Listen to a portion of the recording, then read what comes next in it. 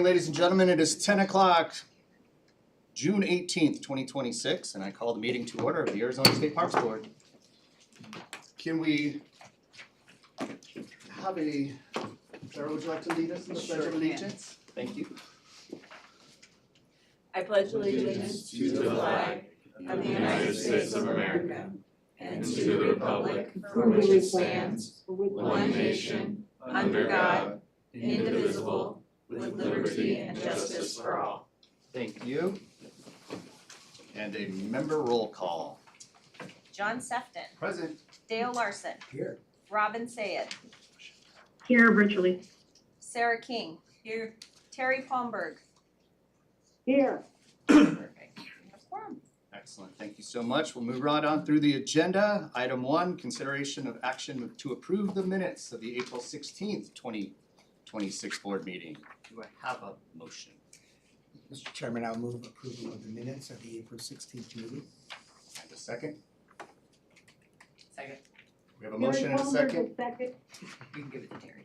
We have a motion and a second. All in favor signify by saying aye. Aye. Aye. Any opposed? Aye. Thank you. Motion approved. Item number 2, the legislative update. Presenter Brittany Hudson, our legislative liaison. Good morning, board and members. Again, just to reiterate, my name is Brittany Hudson, Chief Legislative Liaison for Arizona State Parks and Trails. Session is officially over. It ended at 4:45 a.m. on Saturday, last Saturday. And I'm just gonna go through a couple of the bills that did make it that we were reviewing and tracking and go over the ones that didn't, the big ones. And then I wanted to just touch on what we received in the budget. And then if you have further questions or more in-depth questions on what we received in the budget, then I know Kevin's coming up after me to, we can tag team on that. So if you look at your sheet, the first bill, 2134, Critical Infrastructure and Foreign Adversaries Prohibition. This bill prohibits any software produced from a Chinese company from being used for critical communications and infrastructure in the state. And it mandates each government entity, which is an agency, and a service provider to certify to the ACC that the provider is not connected to any operating system or attached to any additional equipment by March 31st, 2027. So if you do want to look more at that bill, you can always go on and link that link on the page. You can go and see more of that bill and what it says specifically, but that did pass out of the House and Senate chambers and it transferred to the governor. I am not sure if she will veto it or sign it, but that hasn't happened yet. But that did get moved up to the governor's desk. 2165, our veteran state park fees exemption, which exempted retired veterans and veterans with a service-connected disability to get in for free. That bill did not pass. That bill is dead and it did not go through. I know we were watching that closely. The next one that did make it to the governor's desk is 2170, State Contracts Foreign Adversary Prohibition. This establishes the Protection Procurement Act. It prohibits a company domiciled and controlled or majority owned by the government, military, or ruling party of the People's Republic of China from contracting with a state agency for electronic or information technology. So this did go through the House and the Senate, and it's being transmitted to the governor, and I don't know again if she will sign or veto, but that has not happened yet. The next one that did pass is artificial intelligence for state agencies. It directs each budget unit, which is an agency, to establish regulations for implementing artificial intelligence or AI. It did pass the House and Senate, and transmitted to the governor. Again, she hasn't signed it yet. The next few on the list, I won't go through it because they are all dead bills. The Lifetime State Park Veterans Pass, which require veterans to receive a lifetime pass, did not pass as well. So that did not move forward. The last, I believe it's the last one on my sheet that did pass. Yes. 1520, State Agencies Immigration Data Sharing. It requires the state and all the state agencies to share data requested by the federal government regarding the status of an unauthorized alien, undocumented immigrant, or individual who overstays their visa. So These won't impact our agency in any way, but we were watching just because it says all state agencies, so we just want to make sure that we comply. This bill did pass both House and Senate, and it was transmitted to the governor. Again, she hasn't signed it yet. The last two that I want to go over are the General Appropriations Act and the Capital Outlay. So they did pass, those are budget bills, they passed, they were signed by the governor, and they are implemented for the next fiscal year. And what we received in the budget, so I'm just gonna go over, it's about 8 things. If I missed anything, someone just remind me, but I think I have everything on here. So the first one, we did have a $8,600,000 swept from our SPUR fund to the general fund. So that is a sweep. I don't think it's gonna be a major impact, but it is still a sweep from our SPUR fund. $10 million has been kept in the budget for the Veterans Memorial State Park that we had to, we were legislatively mandated to create a couple of years ago. And that won't lapse until 2028. So that $10 million just stays in the budget. It just won't lapse until 2028 unless they put it back in next year. For wastewater and broadband appropriations, we received $541,000 for wastewater projects and $242,000 for broadband projects. We also received $3,552,200 for major maintenance projects. We also received $200,000 of capital improvement project monies for bridge monitoring at our Tonto State Park. $1 million increase to our operating state park revenue fund. So we received $1 million, and that $1 million is for 11 FTEs that we requested back in September. And FTEs are full-time equivalents, just adding extra people and hiring extra people. SHPO received $1.4 million. Well, they didn't receive it, but $1.4 million is reserved for SHPO from our SPUR fund if the federal government does not approve their grant monies in FY 2027. And then they would have to go to the legislature to use that money if they do need it. And the last one, the State Historical Society can have access to our state park revenue fund for up to $549,600 if their donation account drops below $300,000. So they are coming into our fund. If their donation fund drops, they can get that $549,000. The Historical Society does need to go to JLBC for authorization before receiving those funds if it does drop below $300,000. That is all that I have on our budget, and that is all that I have for legislative. So the 2 big bills did not pass. That's a win. Budget, you know, it is what it is, but we received a few good things. So if you have any questions, let me know. But that's my presentation. Thank you, Brittany. Questions? Mr. Chairman, Brittany, just a question, even though it doesn't affect us with the bills that were approved and sent to the governor for signature, how long does she have to wait before it becomes law, or can she just ignore it and then it dies on its own? What's usually the arrangement? She has to sign or veto. I'm not exactly sure. I can apologize, but I can look that up for you. Do you know? 10 days. Thank you. 10 days until she can sign or veto, but she has to sign or veto the bills. So she signs, it goes into law, and the effective date for those is September 12th, I believe. So if she signs it, then it's effective on Just curious what that time frame was. Any other questions? Excellent. Thank you. Thank you so much. All right, item number 3, the FY 27 budget highlights and financial overview. How about the low lights? And no lowlights. You're curious what that highlight might be. Yes, Brittany cheated up wonderfully. Really wanted to just give you one exhibit that would kind of illustrate the impact of the sweep. If you look, this is our current cash balance in the bank for SPURF. There's $30.3 million in there.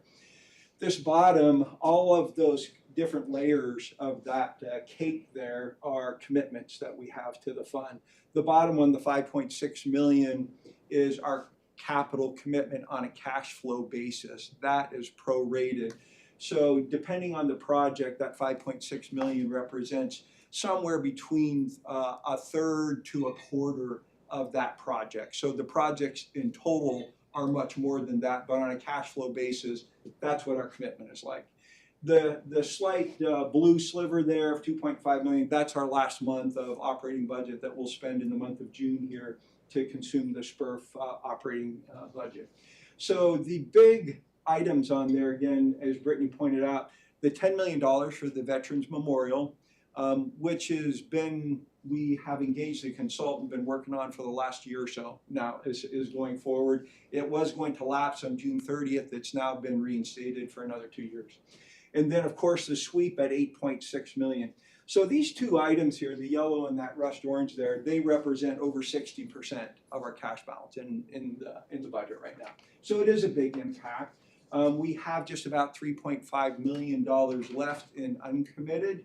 However, that 3.5 million will just cover the 3.5 million appropriation for major maintenance that we have. So the major maintenance are those miscellaneous categories, really important. That's what keeps our development team going throughout the year, taking care of all the real critical needs that we have. Overall, then another thing to remember is that while we have that 30 million, 60% is those two items there, we are generating about $27 million in revenue in the SPRF account every year. And our operating budget ongoing is about 22 million. So there's a $5 million gap between what we will continue to bring in and what we are expending in just normal recurring operating expenditures at the park. As Brittany also mentioned, we did get the $1 million for 11 FTEs. We had asked the governor's office for a larger portion of FTEs. That was about a third of it. It's really good news. I will tell you, in the 8 years that I've been here, other than very specific projects like the opening of Upper Cattail or taking Reardon Mansion back into our regular stream of parks, other than very specific projects, this is the first time in the last 8 years that I've seen that they have ever allocated additional FTEs for us. So that really is a good news story for us. And we did get the major maintenance, which we really needed. The next thing I wanted to show you is a kind of an overview of the fee increase. We learned a lot of things about this. You'll recall that it was implemented February 25th of 25. And this is our first full 12-month view that we have of what's actually happened. Last time we met, we didn't quite have the February data in yet, but we do now. In this upper right-hand corner, you will see the prior 12-month period, current 12-month period, and this is for March of 25, the first full month of the fee increase through February of this year. And you'll see that in the prior year, prior to the fee increase, our operating revenue was 22.2 million. 12 months of the fee increase produced 27.2 million. That's about a $5 million increase, or 22%. It's a little bit less than we had targeted. We were targeting about a 25% increase, which would have been another $2 million in there. There's a number of things that have happened over this last 12 months that impacted that. First, we really did not know what the price elasticity would be. What would the reaction be once the fee increase was in? You'll see in our box in the center there that we're highlighting that the visitation is down for that same period of about 11%. I don't think that is unique to our state parks. There's a number of things that are happening there. I love looking at, actually Sarah pointed this out to me at one point, but KOA does a great annual report. Every year they put out a lot of outdoor statistics in their annual report. And one of them that they track is simply the number of households who say they've been camping in the last year. And over the last 4 years, that has declined steadily. It's gone down about 5 points over the last 4 years from 71% to 66%. So we're seeing a trend in different places across the country, not just in Arizona. And of course, there is obviously some impact to that for the fee increase itself. So that's the total up there. You can see on a revenue type what's happening. Our camping and cabins are showing their total revenue at at 2.2 million, up 21%. The day use up 31% at a 2.1 million increase. There is a logical connection there with our annual passes and a decrease in the total annual passes and people moving to more day use by the day. So our actual annual pass went up just about $50,000. We anticipated that might go up as much as $500,000. It didn't, but we also saw more of it shift to people just paying at the gate as they're coming in instead of buying an annual pass. You'll recall that we had 2 passes in the prior year. One of them was a standard pass for $75. One of them was the premium pass, which allows access to boating, all the Colorado River and waterfront parks, and that one was $200. And we eliminated that standard pass at $75. So we knew that there would be some decrease in the number of those passes sold. There was a little more of a decrease than we saw. Overall, we did get about $500,000 in cancellation fees. This is another number that it kind of boggles your mind, but you'll remember we've had over 45,000 cancellations every year because we had no cancellation fee. People could cancel up until the night before, and it was a common practice. If you think some of your buddies are going to come, reserve 10 campsites, and if only 2 of them come, no big deal, you just cancel it the night before. So we did implement that $20 cancellation fee. The number of cancellations that we have now has decreased by more than 50%. I think it's barely over 20,000 now, and it's probably on a downward trend. That's the behavior change was really what we wanted to have happen with that, but we did see a generation of almost 500,000 in cancellation fees. Good illustration of what's happening overall, and we are seeing, of course, this year as we move into March, April, May. With the fuel prices, we're seeing a little bit of a decrease in the revenue, even from after the new fee increase was implemented. So, any questions about that? Thank you, Kevin. Any questions from the board? Okay. Have one more chart. I've got one for you. Okay, go ahead. As far as the 11%, do you have that spread over between the day use and then the camping and reservation, or are they pretty much the same as far as that decrease? I don't know that we track it by that way. We just have total visitors coming into the park. I'll check in. Catherine is giving me the no. So I don't think we track the visitation overall. We do track it, but I Do don't have that number. That's fine, yeah. Just would be one of those interesting looks. And then from that cancellation policy going, I mean, $500,000, nothing to shake your, finger at, but the behavior change is what we're after. Are we able to then have available spaces for rent, if that makes sense? With that, are they canceling earlier, or are they still waiting until the last day? And that turnover of that extra might be something to think about too, because we're changing behaviors and then getting and making available our spaces that are probably premier, right? As Right. far as the camping spaces, et cetera. Yeah, I think the cancellation policies, you have to cancel. I think you cancel anytime, you're going to get charged that $20, and so that is what's changing the behavior. So there's less of it, but it's still happening close in.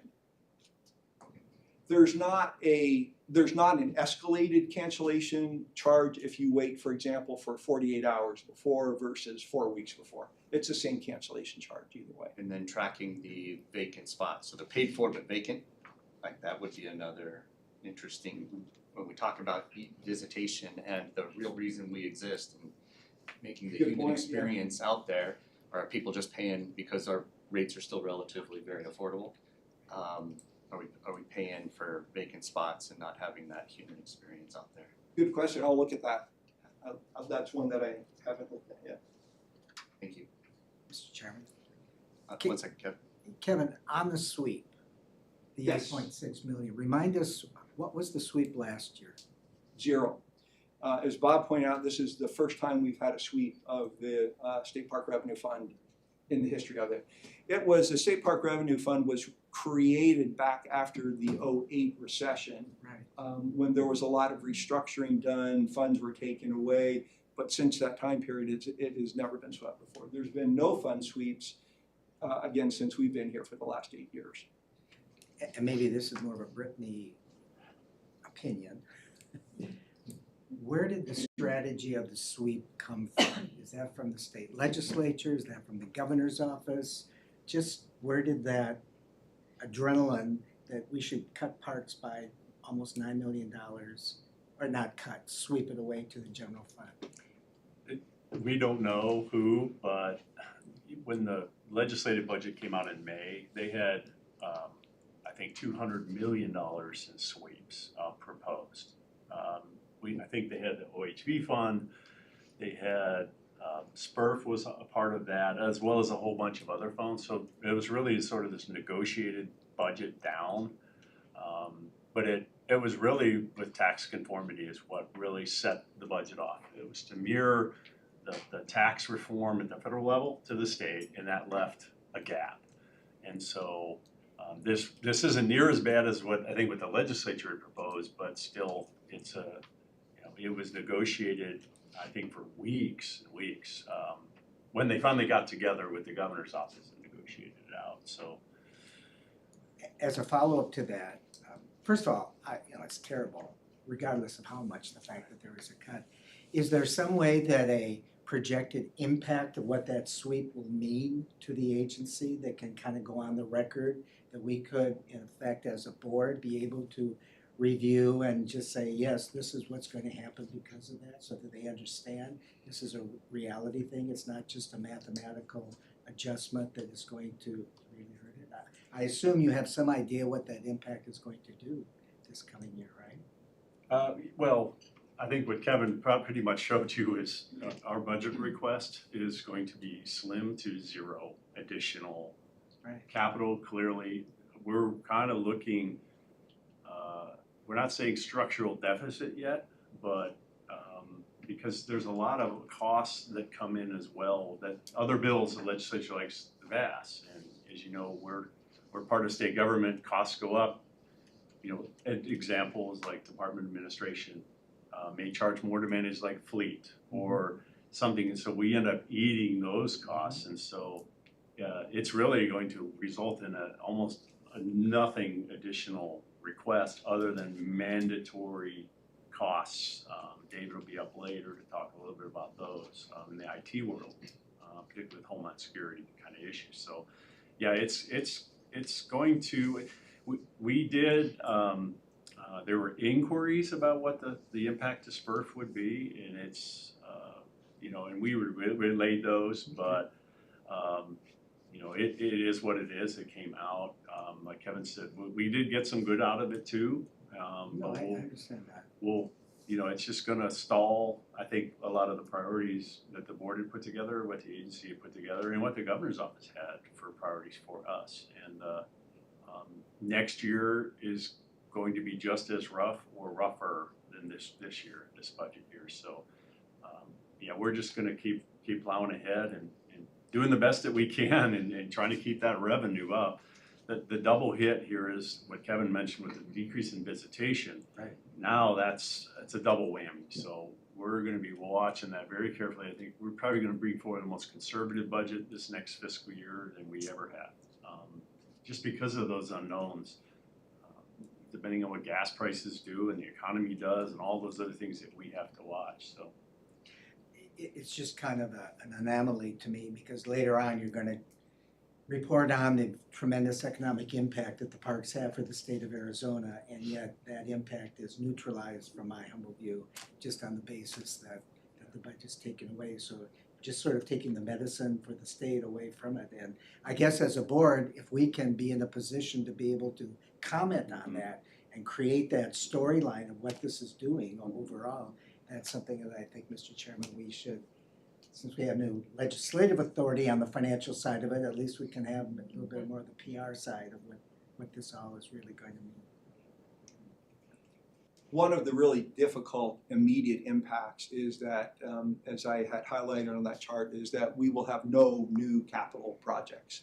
So the development team and Mark Weiss, our Chief of Operations, will be submitting that capital plan to DOA here in the next week or two, and there will be no new capital plans. We have no money for that. So that comes to a halt. We use the major maintenance that we have to take care of ongoing maintenance needs in the parks, but nothing new.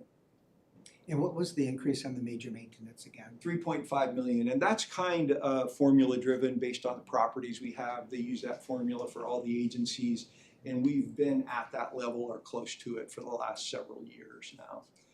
Our development team has been good about conserving some of those funds for emergencies, and so we probably have sufficiently what we need. But it really puts the brakes as we look onto the horizon right now on anything new that we can get into. And what's our number on deferred maintenance agency-wide right now? It's over 100 million, right, or around there. So I can't recall that number exactly, but I think it's around 100 million. And that does not include new development, that's just deferred maintenance items. The whole shopping list. Mr. Chairman, I think one strategy we're thinking about employing is the agency taking more advantage of our grants internally.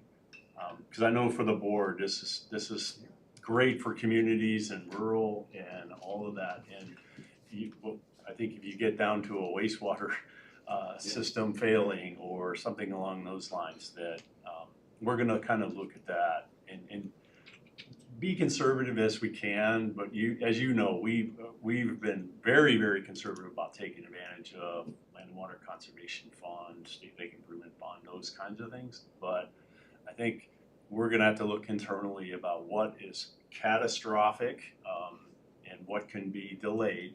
Of course, it's, as you know, capital projects are never cheaper than they are today. So we have to look at possibly working with you all to look at what those opportunities can be, but while still balancing what some of the needs are with our partners out there. But I think it's about time we start looking at that a little bit more. Mr. Chairman, one other question came to mind. The SHPO, there's 1.4 million. Right. 1.4 million that's sort of there if they need it, if they're not able to get the federal grants or subsidies. So that should put to rest the report that came here the last month. Remember when they were thinking that SHPO was going to be penciled out? So they're good. As long as the federal government passes the Historic Preservation Fund grant, Okay. which they're going through budget right now. But if they don't, does that 1.4 million then slide over? You know, slide over and carry the water for the ship. That's their entire budget. If you remember previous years, it was not even half that. I think it was somewhere around $500,000, I think.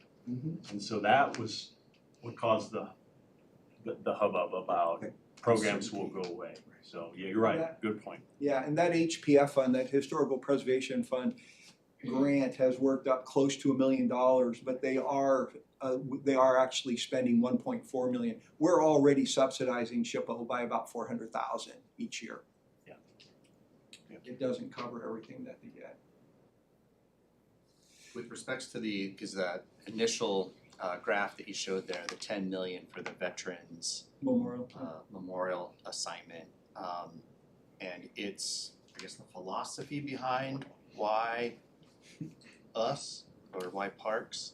They love us, right? It's all love. And then with the work that you've done thus far, knowing what I know, 10 million doesn't get a whole lot on a new construction project, and something of this nature is only going to be even more ongoing needs for maintenance, expansion, et cetera, et cetera. Is that visioning? Are we close to maybe seeing what that visioning is like? And is this something that other departments would better align with? Something here? Possibly. The bill was written that we don't have to own and operate it, that it can be transferred to another entity. But I do want to give a shout out to Commissioner Sayed. Her and her team have really been moving heaven and earth to make this happen. Because if you know land sales and state land department, they take a while, and she's really poured her efforts and priorities into this. So within the acquisition, I don't want to give too much, nothing is for sure, but we can play around with size, shape, and location of how much state land we would actually get. Could we reduce the acquisition number, which then could leave money for capital infrastructure? It all has to be built out, which is really expensive. So we have a little bit of play in there, and I think there's some opportunities for us that we can definitely bring back at a later date, of how we can make that 10 million go as far as we can, or try to spend less of that, and that would just be less of a hit to the overall SPRF budget. So it's and Robin, thank you for your staff. They've really been great to work with a consultant that we have. They're really moving fast on this. So it's a good thing, because we certainly have a legislature who always wants an update on it. We're really glad to give him an update that says we're moving down the road. So Well, thank you. So just one last glance. This is our dashboard that captures a quick status of our revenue, expenditures, and cash balance for our two main operating funds, SPRF and SLIF, the State Lake Improvement Fund. And you can see up here that our year-to-date through May income or revenue for SPRF is 25.3 million. It's short just over 4% of the plan. And we're seeing this again in the last couple months where the revenue is actually a little bit below where it was last year, even after the fee increase. And we really think that the fuel prices, economic impact is having influencing that. Our expenditures favorable to plan. This is the 30.3 million fund balance that you've already seen, our cash in the bank. Down below is SLIF. SLIF is right on plan at 8.8 million. Their expenditures are on plan. SLIF actually has a larger uncommitted balance in it. The total cash in the bank for SLIF right now is 22.3 million, and of that amount, we have 11.5 million that's not committed there. So we do have some backup there that may be beneficial for us. And that's it for the financials, unless you have any more questions. Excellent. Any other board member questions? Hearing none. Thank you, Kevin. Yeah. I'm gonna go ahead and stay up here and bore you for another minute. Got the next one. Picket post update, item number 4. Actually, it's not boring at all.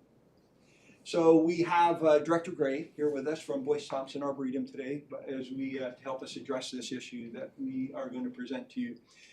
Many of you are familiar with the picket post property that State Parks currently owns. This is immediately adjacent to the Boyce Thompson Arboretum. It's a historical property. It was added to the Historic Property Register. And this was the home of William Boyce Thompson in the early 20s where he lived. It is a 30-acre parcel of land over there. It's pretty substantial. The main house that you can see in the picture is 6,400 square feet. It's a very large, really cool facility that they have over there. This has been unutilized and unavailable to the public for many years. And some of you are aware that over the past it's evolved in different roles that other nonprofit organizations like Boyce Thompson has had, University of Arizona, others. And it's been really difficult for us to come up with any funds to do anything that would help this improve in its value to the public and those around us. And so we have a proposal to go ahead and to sell this. And so we have started down that path right now. And the first thing that we did is went out and had appraisals. And by the way, we've been working on this for over a year or so. We've been working very closely with the Attorney General's office, with the real estate personnel and the Department of Administration to make sure that we're following the correct path as we go forward. The two appraisals that we have, one of them is $690,000, one of them is $968,000.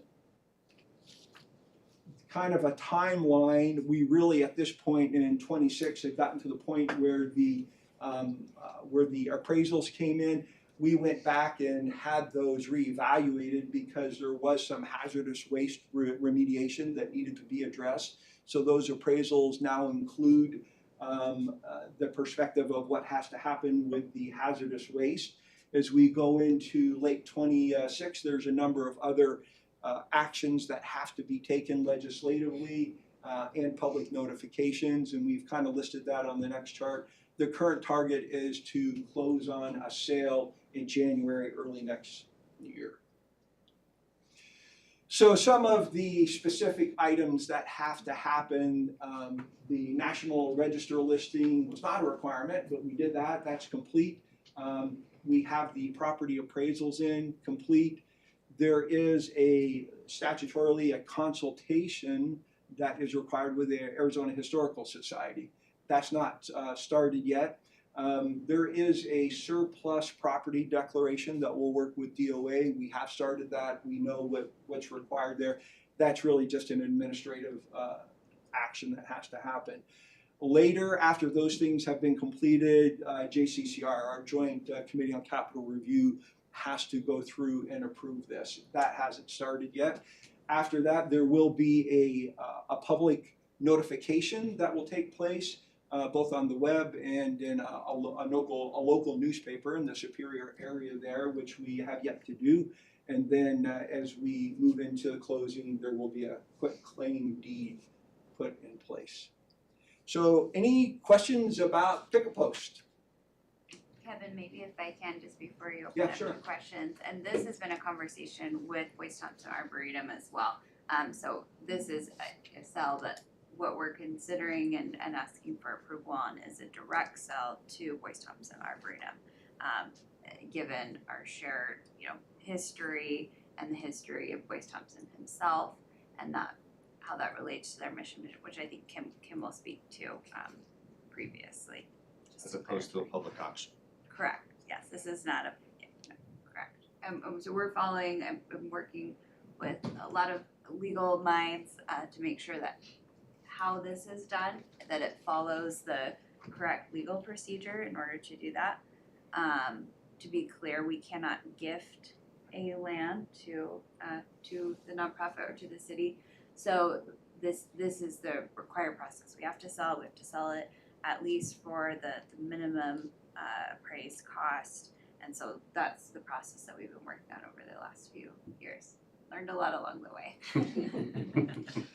Any questions from the board? Mr. Chairman, and sorry, your comment, you said the minimum appraisal amount. So there's one that's 900 plus and another one that's 600. I assume it's two different appraisers Yes. that came in with it. Isn't that a pretty significant difference between the two? That and I know what your recommendation is to do the higher amount, correct? If I remember right. Yeah, it is. Let me click back there. It is significant. I'll tell you that we have worked with both of these appraisers a lot over the years. They're both familiar with rural properties. We, of course, it's independent. We don't influence. They have a thick document that documents all of their observations and all the factors that they put into it. But it is a little bit divergent in the final value there. But both of them have worked with state parks on a number of different projects. And these are not the same appraisers that come and appraise your house when you sell it. They're specialists. So there's variation, but I'm no expert, but I think you have variation quite often with appraisals. I think that's pretty common. And just to clarify, legally, we are required to accept no less than the minimum appraised value. So that's the minimum that we can accept. The 690. Yeah. The lowest appraisal. Yes, right? the lowest the appraisal. lowest of the two. And the motion language that we have for your consideration, and maybe just pull that up so I don't, is not that you set the price, because we'll be working through the negotiation, but that you grant the director the approval for us to be able to move forward in this negotiation for no less than that amount per law. It's streamlined to the process. Okay, thank you. Any other questions on this one? Okay, so we do have Executive Director Kim Gray with us, who would like to say a few words. Sure.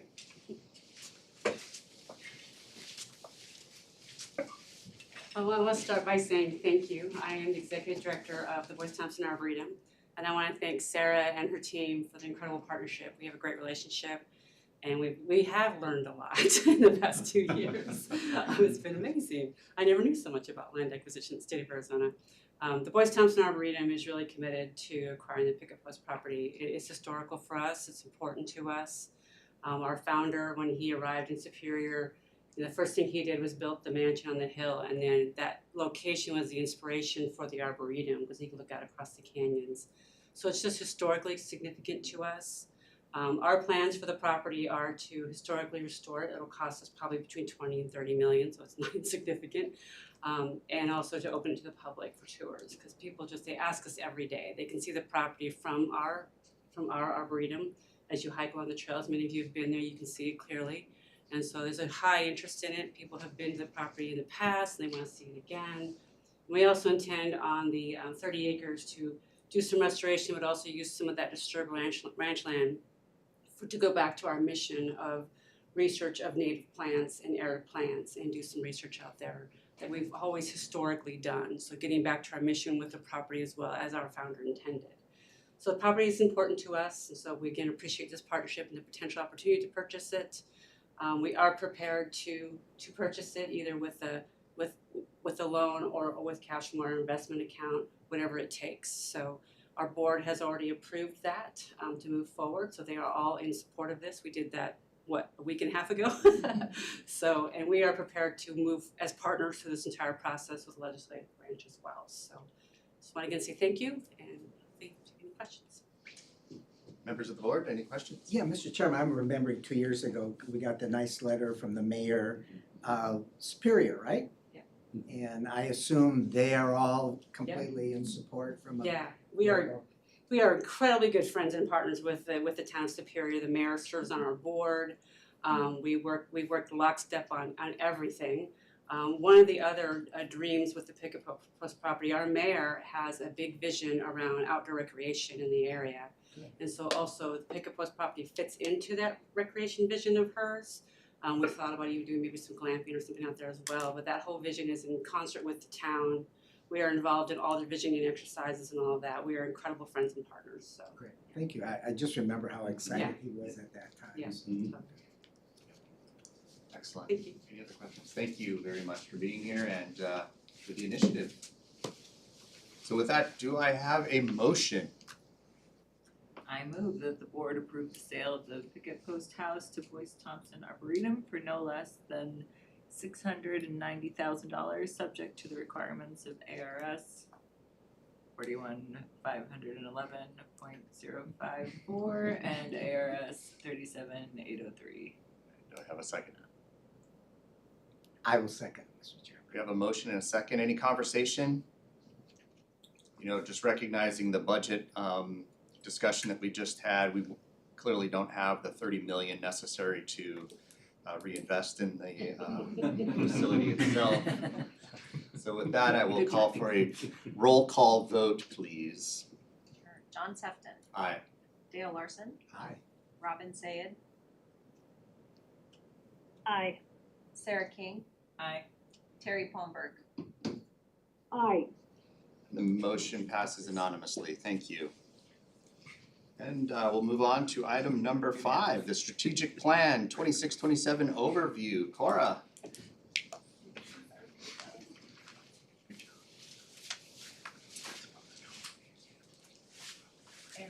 Really quick, members, you guys all have a copy of the strategic plan in your binder on the left-hand side. I just wanted to point that out for you.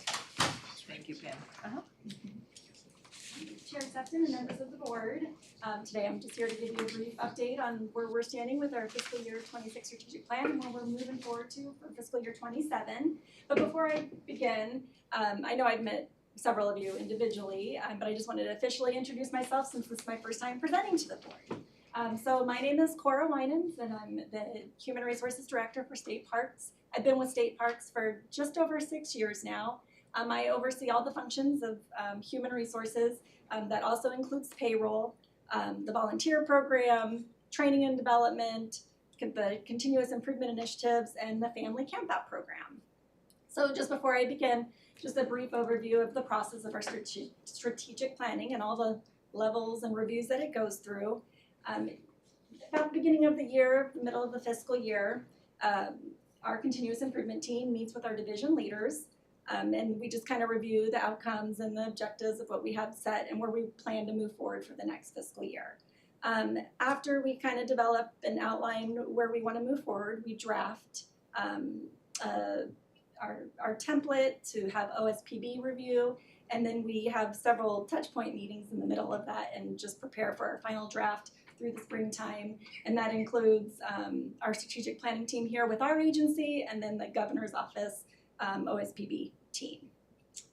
Let's see, so we just had our second touch point meeting in June. We're wrapping up on submitting our final draft. That is due the end of June 26th officially. We'll get that all finalized and get ready to post, hopefully, our fiscal year 27 strategic plan the middle of July. So just a reminder, we do have our State Parks 5-year agency outcomes. We began this process for the 5 years starting fiscal year 25, and we continue to focus our outcomes and our objectives to focus on parks and people. So just to kind of highlight our different objectives, the trail expansion is to build and reopen 200 miles of non-motorized trails. For fiscal year 26, we had a completion of 35.7 miles of non-motorized trails. And as we began this objective, we have a total of 103 miles. So we still have a few more miles to hit to the 200, but we have plans in place we're right on track to meet that goal to get our 200 miles of non-motorized trails by fiscal year 29. We have our deferred maintenance. We wanted to complete, our goal for the 5-year plan was to complete 60 deferred maintenance projects. For fiscal year 26, our goal was for 12 deferred maintenance projects. As of Q3, we're just ending our 4th quarter now, we had 8 completed projects, and we'll be updating that by the end of June. And just to kind of give you an idea of, highlight one of the projects that was completed is, for this fiscal year 26 was our Full Hollow residences. We added new water lines. For fiscal year 27, we're going to continue with the 12 good solid goal to be able to complete deferred maintenance projects. We have our visitor growth, as we were talking about with visitation may be down and things like that. We're really trying to highlight first-time visitors and getting more folks to visit our parks. A big component of that is our family campout program. Our goal was to increase the family campout participation with new visitors by 15%. We were actually able to increase that by 43% this fiscal year. So for, kind of feel like it was a little easy goal. So for fiscal year 27, we're expanding that, and we want to have 200 families attend. Historically, over the years, we've probably had about 150, 160 families attend, so we are trying to increase that next year to a total of 200 families for fiscal year 27. Another part of our visitor growth is, and I believe Michelle is going to be presenting on this too, is from our visitor survey, and coming up with a plan to really review the results of the visitor survey, create a process, and just start tracking programs and inviting new folks to come to our parks and visit and participate. So we're coming up with that process, and again, I do foresee that we'll be very successful in inviting our first-time visitors and counting those numbers. And last but not least, on the employee side, for the other side of people, our goal was to increase our Development, Learning, and Innovation Index by 5%. We started in 2025 at 73%. For fiscal year 26, from our employee engagement results that we're currently analyzing, that has increased to just over 76%. So again, we're moving in the right track on meeting our goal by the end of June of 2029 at 78%. And with our innovation hub that we've created, our goal was to have 40 innovation hub submissions. And I just learned this morning, I guess we still have the end of June, we had 43 submissions of employees submitting their innovative ideas to help improve our park system, and maybe even their career development opportunities as well.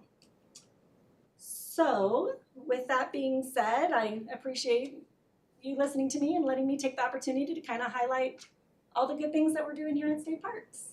And if you guys have any questions, I'd be more than happy to try to answer. Excellent, thank you, Cora. Members of the board, any questions? Just more of a comment on the trail expansion. I think it's great that you're up, what did you say, 30, how many miles of? 103. 130 that. Wasn't that the governor's recommendation to do 200 miles, but they didn't give you any money to do that, right? Right. Well, at the time, we had money. But You should put an asterisk Asterisk, by that, the fact that you're doing it without the financial incentive that our governor had pledged, I guess.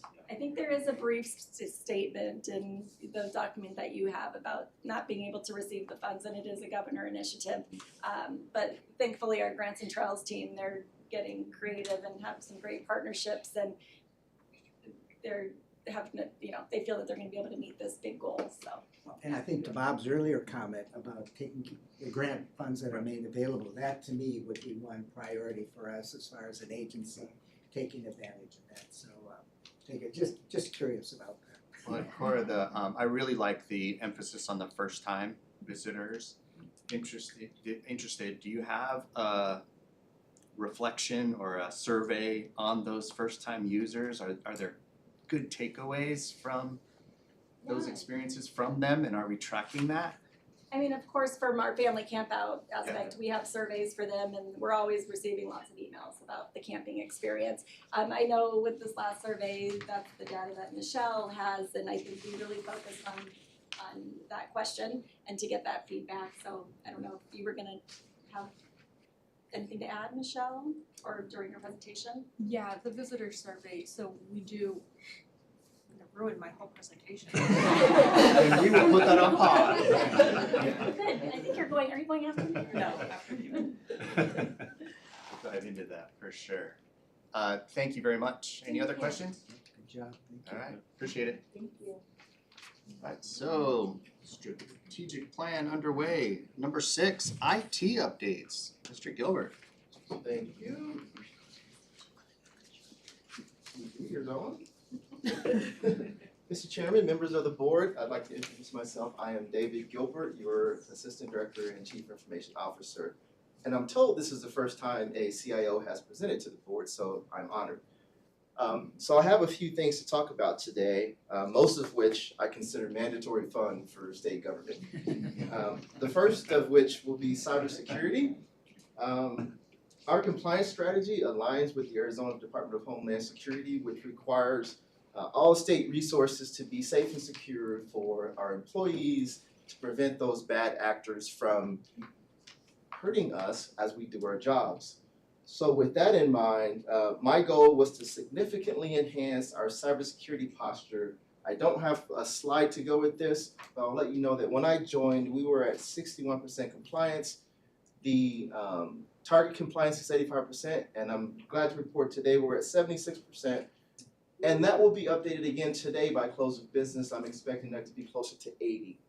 So we're making a lot of progress, and we couldn't do it alone in the IT department. We actually have the support of Bob and Sarah, who are actively supporting us, and the support of all the employees who actually have to do the work on their accounts to make this happen. So I'm glad to report that, and these frequent cybersecurity changes can disrupt operations, as we all know, so it takes a village, and we're really moving forward with our cybersecurity posture together as an agency. So I'm happy about that. The next thing I'd like to talk about is the IT strategic plan that had to be submitted to the Department of Administration. There's a lot of things in there, cybersecurity being one of them, but the broadband updates. We're making a lot of progress with our broadbands. As you guys know, we received some funds from ARPA, and I wanted to spend more. I'm told that, we couldn't do that because of the ongoing maintenance costs that would have come back to the state. I think Kevin mentioned, or was it Brittany, we're going to be getting $200,000 just for the ASNet maintenance and operations side of this. But we've got several parks now. Central Office is not a park, but they're on the ASNet list, refresh list. Dead Horse, Kirshner Caverns, Lost Dutchman, Patagonia, and I'm happy to report this morning that Lake Havasu is bringing up the rear with some of this broadband support. So folks out at Lake Havasu will be having broadband here within the next 30 days. So that's a big win for us. Challenges with broadband. As you know, infrastructure in a lot of these state government facilities has not been touched in several years. And so a lot of our parks are still using landlines. You guys familiar with the term landline? Yes, we still have landlines. And so when it rains, the phones go out. As a matter of fact, we've got some parks right now whose phones have been out for several weeks because the service provider is refusing to touch the landlines. So we're moving forward with a strategy that will replace those landlines with wireless signals from Verizon and other offer service providers so that we don't have to worry about that. That's also in my strategic plan. Another thing in the strategic plan is the data governance and data analytics. A lot of these things that I'm having to do are statute, and they're just required things that we're just going to move forward with. So we're going to implement data governance and data analytics so that we can be in compliance with those statutes. We're also looking at our PCI compliance, which is an annual requirement that we're pushing forward through to make sure our devices are safe and people's information is secure. We're also doing an equipment refresh, which Bob touched on.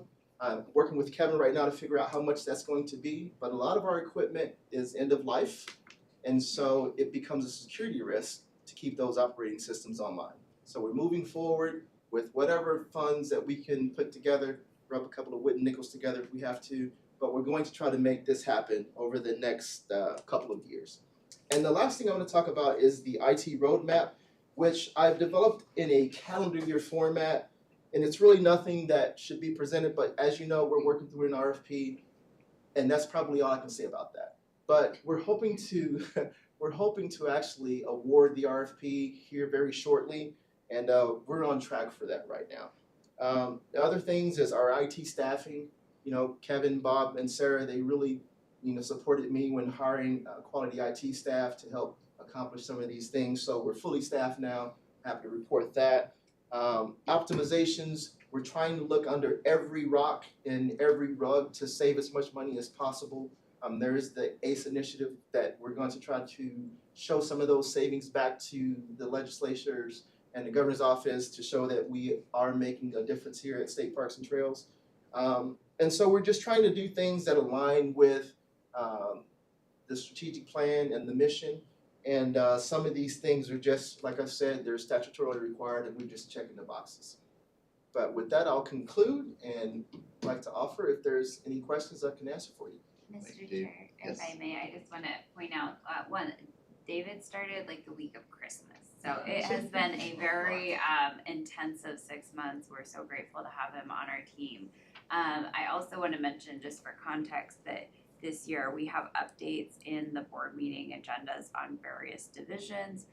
We've done that in the past, but we wanted to make sure you could hear directly from the experts on all the great work that they're doing. So you'll hear from others across our team throughout the year, and we're really excited to highlight all the work that David's done in his short 6 months. Thank you, Sarah. Thank you. Yeah, accolades for sure, and probably more accolades for the fact that you do not have a PowerPoint presentation. You don't see proof of technology. Mr. Chairman, and welcome, David. This is great. On the cybersecurity, I'm just curious, is there a cybersecurity vendor that the state of Arizona contracts with, or do you have your own vendor? How does that work? Because obviously what's affecting this agency affects all state agencies. So I'm just wondering, is there 1, 2, 3, 1? How does that work out? That's a great question. So the state has its own Department of Homeland Security now. We didn't always used to have that. I've been with the state for 18 years, and I was really shocked when they decided to follow the private sector and the federal government and implement a Homeland Security Department that covers all of our cybersecurity requirements. And they even published too many policies. I won't even count them, but there's quite a few And we all have to comply with those. So what they do is they create a dashboard for every agency. And every agency has about 50 security controls that follow along with the private sector and all the things that we have to do. So that's where that cybersecurity compliance score comes from. So let's say you've done 80 out of 100%, or 80 out of 100 things, you'd be at 80%. Some of those things are very easy to accomplish, but others require the entire agency to participate. So it's a statewide initiative to get this cybersecurity compliance completed. The only reason I bring it up because, and I don't know about the U of A on it, but ASU, we all have Canvas as our platform for area, and because of a cybersecurity hack or whatever, all of Canvas, I mean, thousands and thousands and thousands of connections of Canvas for students, faculty, and everything was out for, I don't know, a handful of days on that one. And it just bothered me that, wow, one hack can take care and just obliterate the entire system. So I'm just curious how the state of Arizona follows that, and I'm sure you have all the confidence in the world that that could never happen. But I just throw that out there that that's just the vulnerability that we apparently live. So good, kudos on the compliance percentage, but I think the threat is just always there. It's going to always be there, and you're right, Mr. Board Member. So we're doing everything we can to make sure that State Parks is safe. I don't know if you recall, there was an attack called CrowdStrike where everything went down except for State Parks, and you know why it didn't go down? Because the attack was against Windows operating systems, and State Parks is an Apple operating system environment primarily. And so that's how we dodged that. We didn't dodge it because we were vigilant. Somebody made a decision at one point. Frankly, right? Speaking frankly, it was because we were on a different operating system and they weren't looking over there yet. But you know, right now we're building up an infrastructure to where even if they try, it would be very difficult for them to penetrate our environment. Well, keep the landlines just in case. Well, you'd be surprised at some of the things that we have right now. There's a lot. David, thank you very much. All right, we'll move on to item number 7, the visitor survey. Ms. Thompson. Okay. Mr. Chair, members of the board. So I'm Michelle Thompson, the Deputy Assistant Director over Marketing and Communications. And if you want to go to the next slide, yeah. So we do a comprehensive visitor survey every 5 years, and we just wrapped it up. We did it for the full calendar year of 2025, so not the fiscal year, but the calendar year. And we had interns from AmeriCorps out in our parks collecting surveys for that full calendar year. We got 10,693 surveys that were collected, so they did a fantastic job. We made sure to have them visit every single one of our parks. We had even our partner parks collecting surveys, and we learned a few things about how to collect them, what's working, what didn't. We thought the QR code would be much more popular than it was, but no one really wanted to do that. So 70% of those surveys were completed in person, 22% were online via email, and then just a measly 8% were done via that QR code. It's a very lengthy survey.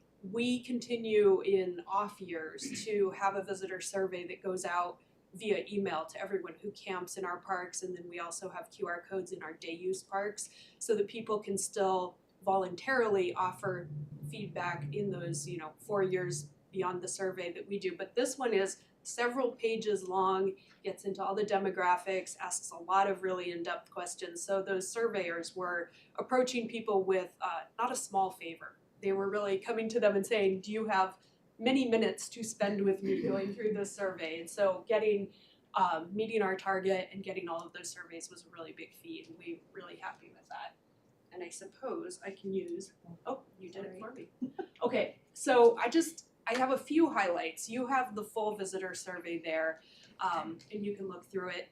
But I pulled out a few things that I thought would be relevant to you. And I have not pulled out our first-time visitor information, but it's on page 22. And it shows that about half of our visitors are repeat visitors. So we have just under half that are first-time visitors. And just to talk a little bit more about that, one of the problems that we have in general, asking people, at the gate or in the parks when they visit, whether or not they're a first-time visitor, is that people don't really understand the different land managers, right? So if you say, hey, have you ever visited a state park before? Someone's gonna say, oh yeah, absolutely, I was at the Grand Canyon last year, right? But that's not a state park. So we're not getting the accurate information. Or yeah, I go to my Chandler Regional Park all the time. Well, they don't say regional park because that would give it away. But it's really hard for us to get that information, you know, on a day-to-day basis.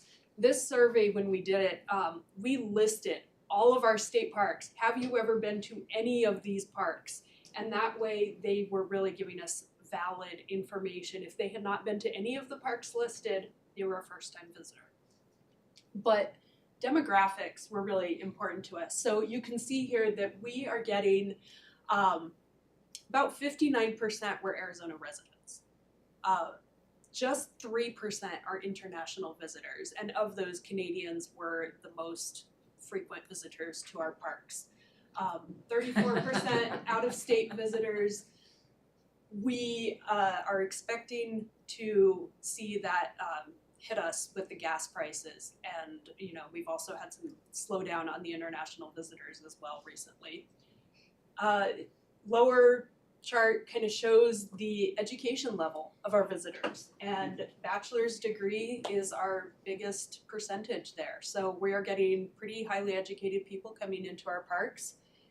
And the next one was master's degree. The next highest percentage was master's degree, so we are seeing a lot of that. This is the race ethnicity of our visitors. So we still have about 78% of our visitors are white, or you know, self-reported white. We had 7% who preferred not to answer. So there's always a little bit, but one of our goals was to have our visitors more accurately reflect the demographics of our state. So we're not quite there yet, but we did see an increase in some of the other ethnicities visiting our parks. More on the demographics, we have 52% that were employed, 41% retired. And I think we kind of knew that.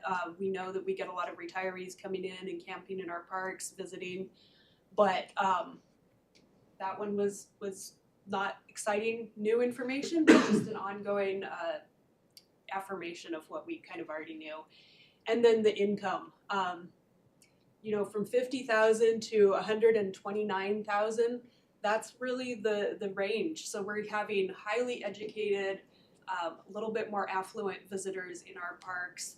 Can be explained a little bit with the fee increase, and we very unfortunately launched this visitor survey right at the same time that we did our fee increase. So our poor interns were subjected to some of the complaints that people had about that while they were just trying to get some demographic information. We did also ask whether or not any individuals in the household had diverse abilities or needs that required accommodations in our parks. And this information is really helpful when we're doing programs like the Terrain Hopper. But we did see that about 87% said no, but we really still want to reach that 10% that said yes. And this, just to note, conservation parks was Red Rock, Oracle, and Kartchner were the 3 parks that fall into that conservation category. Not sure the reasons behind that. I think the environmental education centers, and then obviously our recreation parks and historic parks were those. So you can see that in terms of historic parks had the highest number of people who had disabilities visiting them. We're hoping that we can have some additional ADA upgrades or perhaps offer some other programming that would benefit those people. And then we just broke out what types of disabilities they were reporting, mobility being the very first one. I was completely blown away by this information. We originally got it back just kind of broken out like the charts that you had seen before, and I asked Catherine to go back and look at that data and break it out by age group. Because I suspected, and was proven completely wrong, that our younger visitors were going to have a higher level of importance for digital services. Completely wrong. So that's why these surveys are great, because they disabuse me of my notions. But this is on a scale of 1 to 5, by the way. But you see that the highest number is a 65 plus in making, receiving calls, and doing text messages. That was, in case there's an emergency, you want to get in touch with your family, making these calls. Watching streaming video, again, highest for 65 plus. That was very shocking for me. But you can see that it's not a major importance for people in the parks. We're really seeing that people of all ages are looking at disconnecting when they're out in nature. But I was proven wrong. And then we also, this is a new question that we asked this year, kind of hand in hand with our Unity Blaze training that we're doing and some of the work that we're doing to make people feel welcome and comfortable. And we're really happy to see that the highest percentage was that everyone did feel very comfortable when they were visiting our parks and welcome. So that is definitely information that we can take with us and go back and say that we're doing a really good job in making sure that people feel welcome when they visit.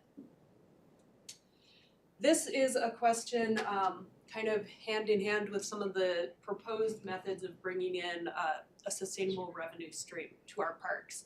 So we asked, should Arizona residents be given the option to pay an additional fee when registering a vehicle to support the management of Arizona state parks in exchange for day use entrance to the parks?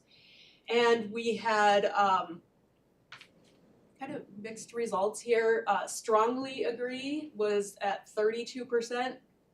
Don't really care was also at 32%. And then we asked for residents versus other. And, it's still 32% of Arizona residents did do that. I think from my point of view, I have a lot of work to do in educating the public about how we're funded. I still think that, no matter how many times we told that story during the fee increase and how many times I try to slip it in during media interviews, people in general don't realize that we are not receiving taxpayer funding for our parks. So that probably, in my opinion, contributed to this answer, is they feel like we're already getting taxpayer dollars, why should they have to pay an additional fee? But I do think that this information would be helpful for us if we do want to move forward with implementing something that if people register a vehicle, they would pay an additional fee for access. And then we're also very happy about this. Satisfaction, how their overall experience was. We had excellent as the very highest here, and then the next highest was good. So people in general who are coming to our parks are having a really good experience. They're enjoying the customer service. They're appreciating the atmosphere. They feel welcome. They feel comfortable. And again, more than half of them are returning to the parks to visit again. The visitor survey data that we collected directly feeds into the economic impact study. So those two studies go hand in hand, and we have Dari Duval here from University of Arizona to present some of that information. I do want to just stress that you brought it up earlier. We generate so much tax revenue for the state and for the counties where we have parks, and yet we receive no taxpayer funding. So that's a really big talking point for any of the board members, for me when I'm out there, is how much benefit we really bring to Arizona without really taking any of that for ourselves. But I'll let Dari come up and present the economic impact.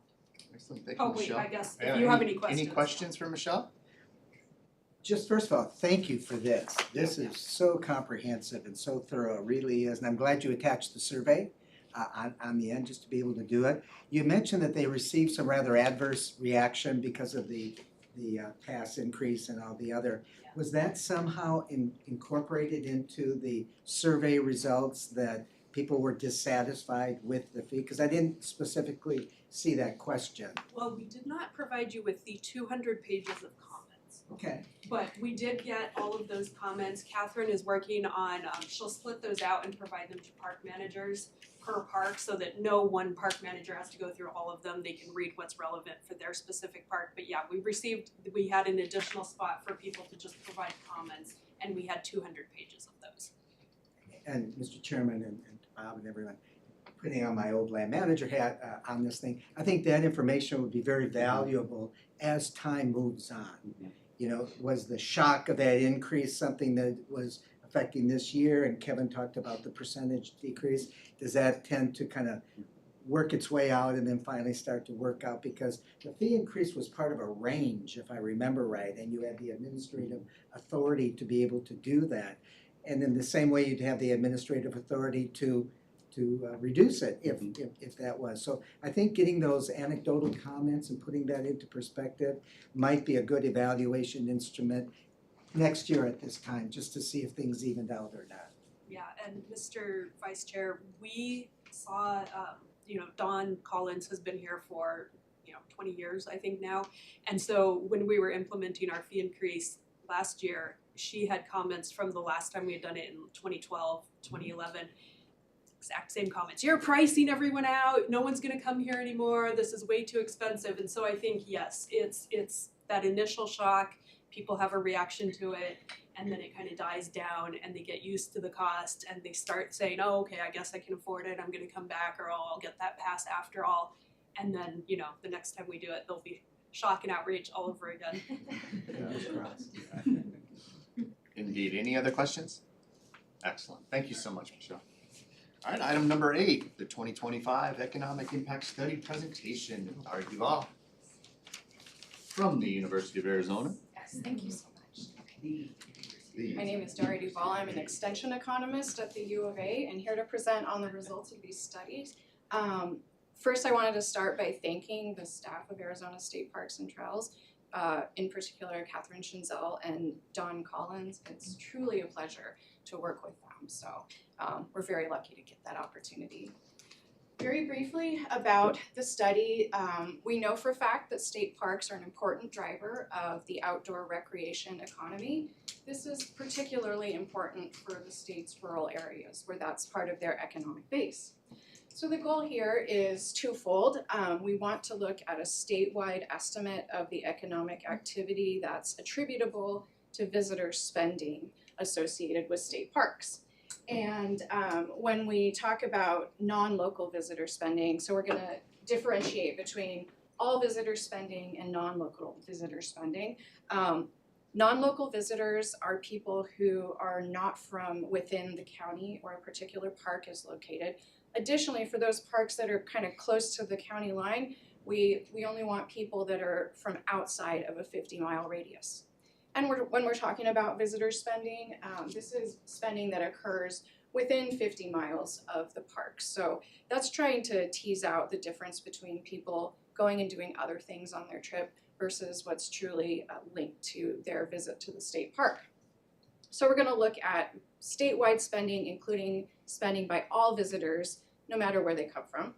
And then we're also going to look at non-local visitor spending at the county level. So for these individual counties, what are those state parks bringing in terms of spending, tax impacts through having the state park in their county.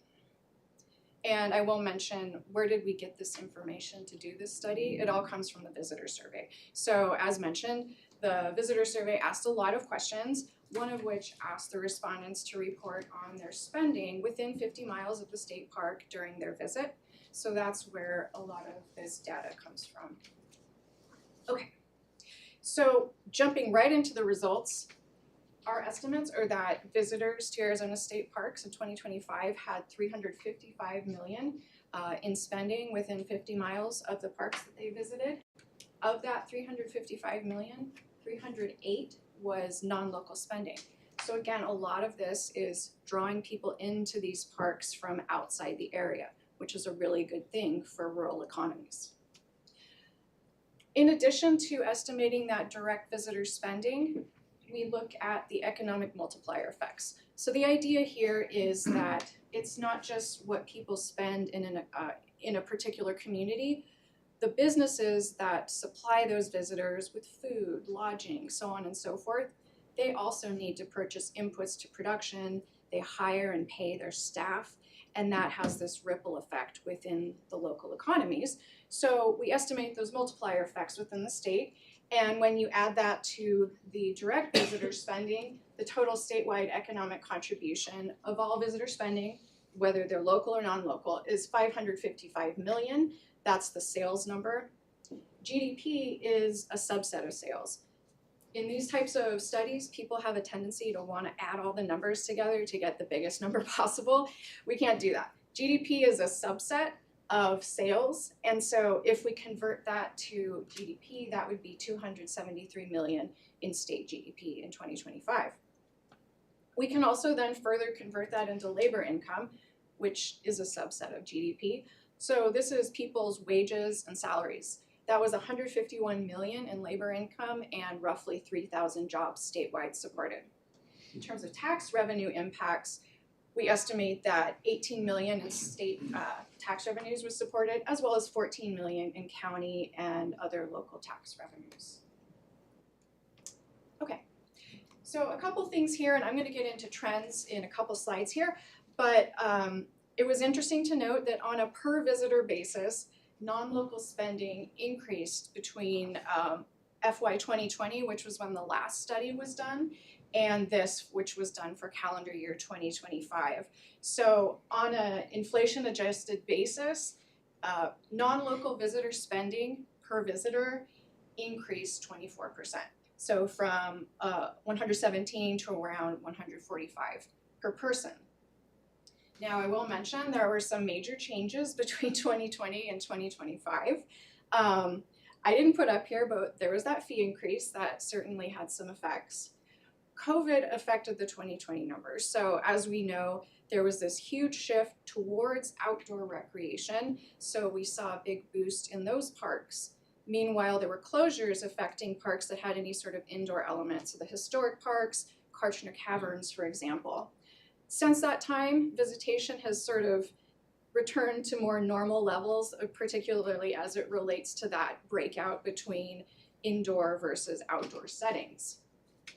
We've also had some pretty high inflation since 2020, so that affects some of the values, and I'm going to present things a little later on in both nominal, so just that exact year's dollars versus in a constant 2025 dollar basis for to compare apples to apples. Okay. Here, what I want you to take away from this slide, there are lots of little numbers, but what we can see here, I'll see if this, it works.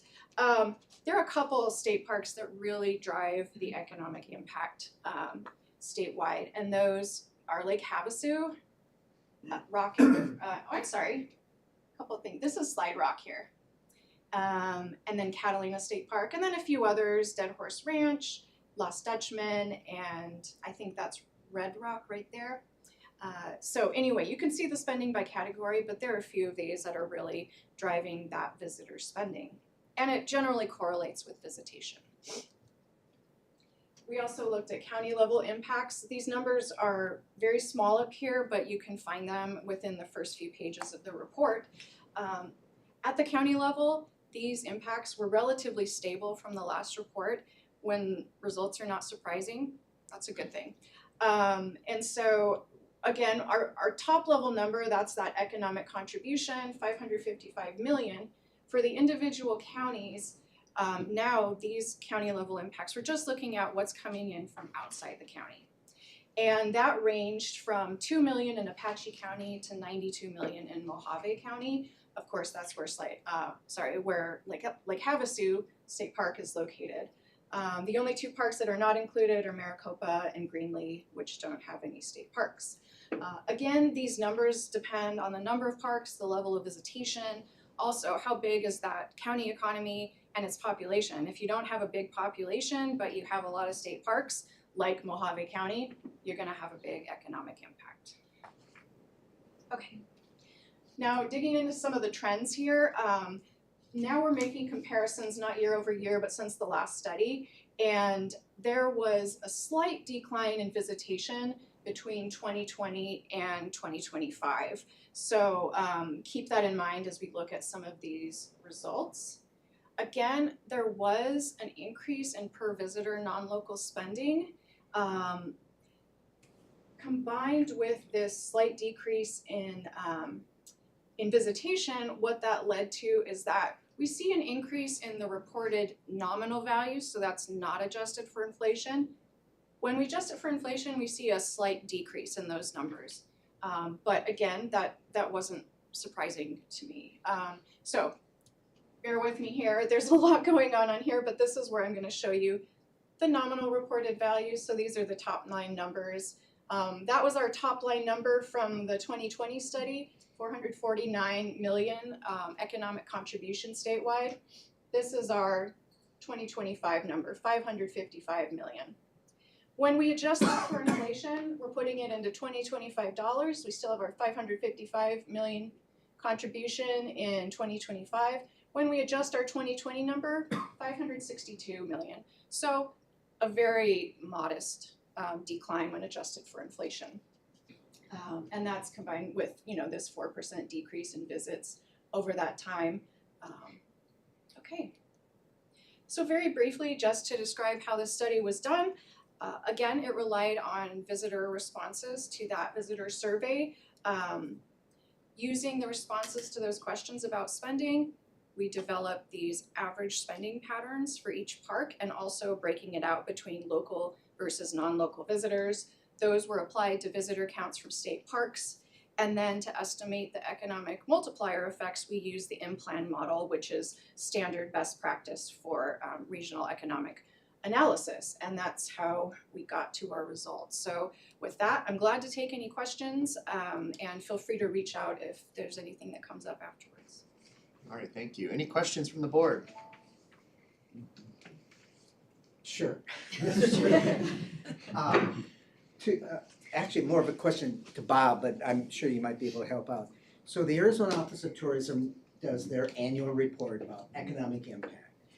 Do they then take your figures and put it into their report, or what do they do that, because they always have, the $5 billion amount and all these areas. I'm just curious, what's the relationship of what your report is in terms of, because this is tourism, I mean, for all practical purposes. So anyway, just trying to figure out what's the relationship, if any.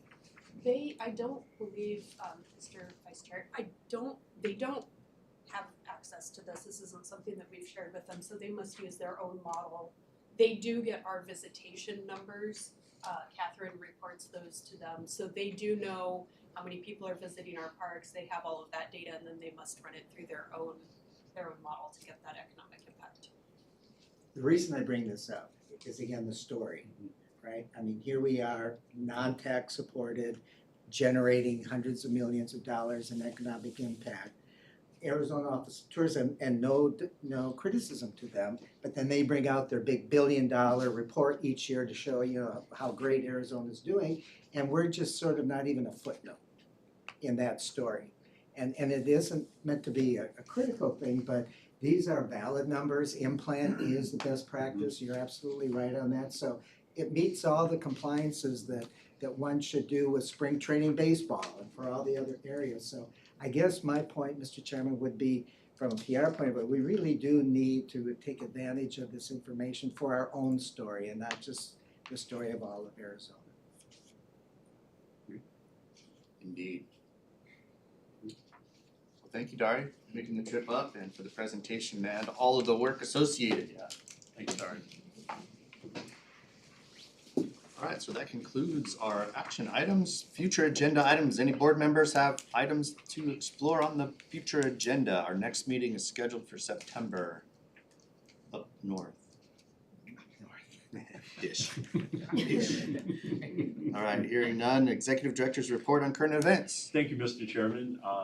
We got some really pretty slides that Pam put together with her team. We talked about on May 1st, we officially launched the terrain hopper event at Rockin' River. We actually had 3 members of the governor's cabinet show up, including Deputy Chief of Staff and Deputy Chief Operating Officer showed up for this event. And you can see the picture there. It's pretty much state parks along with Todd LeMay's the one in the not the terrain hopper. Dan Roddy hogged that. So he's sitting in the terrain hopper, and Todd is in the electric chair next to him. He's the CEO. Great guy. Yeah. What a great guy. They let me drive it. I'm in the left picture there. Really neat. What a game changer this is going to be for people with mobility issues. they're fantastic machines, it's a fantastic program. Well, anyway, we rolled it out, it's up and running. I believe Pam's mother-in-law was the first to take advantage of it, and you gotta see the video, maybe she'll share it. How excited she was to go on those trails along the river where she would or couldn't before. So really cool event. Todd is he is a visionary. He's got huge plans for us as a partner in that. We'll be rolling out at Oracle State Park and Lake Havasu State Parks this summer. We're really close to getting maps and trails and all that stuff. So really great event. I was so glad to be there as I think all of my staff was to be up there for that. Can I add something? Absolutely. I'm just, and I don't even know if you know this, but Jeff here, you all know him from his grants, but he also he has the thing that goes out and actually maps the trail, which was a critical thing that had to happen in order for this launch to take place. And he personally saved the day and was out there mapping out all the trails with this device. The device broke. I don't know the full story, but just kudos to him. And we had a lot of people across the entire team that made this possible. But just a shout out to Jeff. He really went out of his way to make sure that we could launch. He loves carrying that backpack that he had back to his military days. But anyway, we also have partnered with Department of Water Resources, Department of Environmental Quality and Health Services, and NOAA, National Oceanic and Atmospheric, to promote monsoon safety. As you guys know, and Member King was telling me earlier about what monsoons can do to the washes and things, but it was really a way to We have a fun video. to just be safe, all of those kinds of things that we have to constantly, don't drive across a wash when it's flowing, unless you have a 1947 Willys Well, you Jeep. can in Scottsdale, right? Yeah, They do it all the time. So, and then we have a nice cute video for it. Dust storms. Sorry. Hi, my name is Ranger Molina, and monsoon season is right around the corner, and we want to keep you safe. So here are some things to keep an eye out for. Extreme heat. Oh. Remember, the rains don't come until the heat does. So hydrate, check the weather, and save those harder hikes for the cooler months. When thunder roars, get indoors. Stay off the water and out of open spaces when storms are approaching to prevent getting struck by lightning.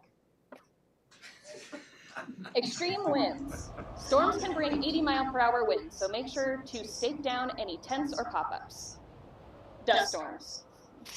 If you're outside, carry something to cover your nose or mouth. If you're driving an OHV, pull up on the side of the trail and wait for the storm to pass. Flash floods. Flash floods can happen quickly and suddenly, so stay out of watches and canyons if rain is in the forecast. And never try to cross rushing water.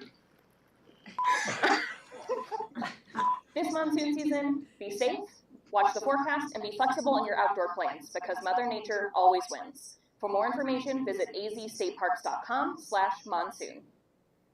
Awesome, very Yeah. good. Well done. They're doing a great job with the social media video side of that. So next, Hamalavi kind of in this great outdoors month is June, and the proclamation. The deputy chief of staff again showed up out to the park along with Deputy Director Weber. They went up there to issue the proclamation the governor had signed on Great Outdoors Month.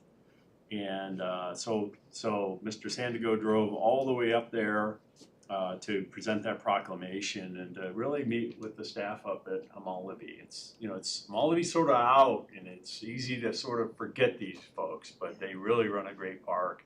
And so it was really cool, I think, for those to get that proclamation and for Larry to take time out of his busy schedule to go up there. And thank you to Sarah, too, for going up there as well. The next, So the America 250 celebration obviously is coming quick, July 4th. We've had almost 2,900 participants in that outdoors 250. 1,900 have been non-motorized trails, 526 unmotorized, and 1,600 birders. and dozens of partners are joining in to be part of that celebration in the state. The birding, OHV, and hiking events we hosted years have been part of that event. And then we also have a raffle on Monday, July 6th, right after, obviously, July 4th, to award or gift some people some really cool raffle items. We're not going to tell you what they are. You have to apply. That's right. So it's really cool. It's really, you can see the displays and things. We're really taking advantage.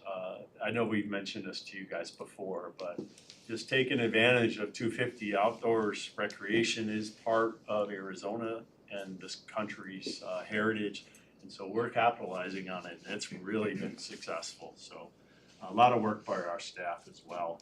The 250 postcard presentation at McFarland State Historic Park. We have a Passport 250 video. People across the state filled out these postcards, Dear America, Love Arizona postcards. And I think we had a few people that went through a few thousand of these across all state agencies to kind of weed them out and pull some really cool ones that are there on display that have come in from the public. So, but particularly those who are addressing our beautiful Arizona natural sort of landscapes. So it's really neat. Hi, I'm Kevin. We're at McFarland State Historic Park, a Passport 250 site. The first courthouse built in Pinell County, built in 1878, also the oldest courthouse standing in Arizona. It became a hospital in 1891 after the second courthouse was built. It stayed as the county hospital till 1934. The porch, wraparound porch, was added on so patients could go outside, get fresh air. It also helped keep the hospital cooler. It's named after Ernest McFarland. Wanted to make sure this was preserved. He is the man that got the legislation signed to create the Arizona State Park System. One of his biggest accomplishments as a senator during World War II, he authored the GI Bill. Franklin Roosevelt signed it into law in 1944. My favorite display is the Cajete. This is a desert refrigerator. It works much like an evaporative cooler. You have a bucket with little holes that slowly leak water down over the burlap. Burlap gets wet, the air blows through it, you can put your eggs, milk, butter in there, and it keeps it cool. Fun fact, our courthouse is the largest adobe building from the territorial period. Clay that they used to make the adobe block between here and the river and made the block on site. Our walls are 18 inches thick. This building stays nice and cool in the summertime without much help from air conditioning. And we'd like to invite you down to come and see the McFarland State Park.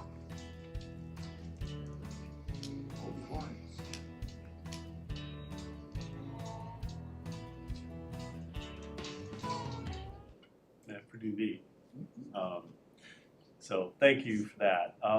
Two things that we're kind of tagging with Game and Fish on was Free Fishing Day. You can see a dead horse in Roper Lake State Parks, and that guy, I'm sure, went and had some fried catfish that night. that big hog there. So anyway, it seemed to be a really good event, and people take advantage of free fishing. And then last we did, as you guys know, leadership development is not just for staff, it's for our executive team as well. We did 3 days, well, 2.5 days up at Rock and River Ranch and stayed in the newly refurbished building up there. But it was a way for us to, sort of reconnect, learn some new things. We still used our friend from the University of Denver to come down and, help us deal with challenges and things like that, like any executive team is going through. But it was a really good event and got to know each other really well. I will tell you, members of the board, you have an excellent executive team. Excellent. Dedicated, is beyond expectations, intelligent, willing to work together. I'm just really proud of these guys. I think the way we've reconnected, and are ready for any challenge coming down the road, I can honestly tell you, I've been on and led a lot of executive teams, and there's nobody can hold a candle to this one. And so it was a great event, and it was a great way for us to stay focused at the same time, prepare for what challenges that may be lurking around the corner, and how could we best approach that. So thanks to all of the executive team, was there the entire time, except for a couple who didn't get to go down the river, which sounds like a few of them got a little banged up, if not all of them got banged up in the Verde River. Yeah, I don't know if you guys have ever floated that. It's not a calm little paddle float tube. It gets a little hairy. But anyway, they all survived. They're all here, and we probably will not do that again. But anyway, it was a really great event, Ms. Chair, and that's sort of my report. So. I'm sorry, I have one more that are looking ahead. This is really cool. I don't know if you guys know, but there's the Great American State Fair in Washington, D.C. All representatives from the states, all 50 states will be there in the highlight. And we got picked to send a couple people back to D.C. to talk about Arizona State Parks. And so Shannon from Reardon Mansion State Park and Curtis from Tombstone Courthouse are all going to go back to Washington, D.C. on the Mall and represent not only just Arizona, but also Arizona State Parks. And so they're going to have a great time, I'm sure. And we're really glad to get them the opportunity to go back and just highlight what we do and why we do it and why it's important. So I think July 4th-ish on the Mall in Washington, D.C., I hope they're taking breathable clothes and shorts because it'll be hot. So, but anyway, that's a pretty great honor for us to be able to go back and represent the state. So, and I think that's it. Yeah, thank you. Excellent. Our next item is current events from board members. Anybody have something to report out on? I did get the chance to, speaking of Reardon, I got the chance last month to participate in an NAU program, a practitioner in residence. So up at campus, I could not stop by and see Reardon, so got to see the team in full action that day. They were cleaning up a lot of messes. So it happens, right? And with that, we have anybody from the call to the public? Seeing none, our future meeting dates are here for Rockin' River on September 17th, and then we'll be back here in December. Loving the quarterly get-togethers. If we may need to do a separate call in if we have grants all set up, but we'll figure out that as time gets closer and coordinate schedules accordingly. Nothing further on the agenda. I'll adjourn the meeting. Thank you. Thank you.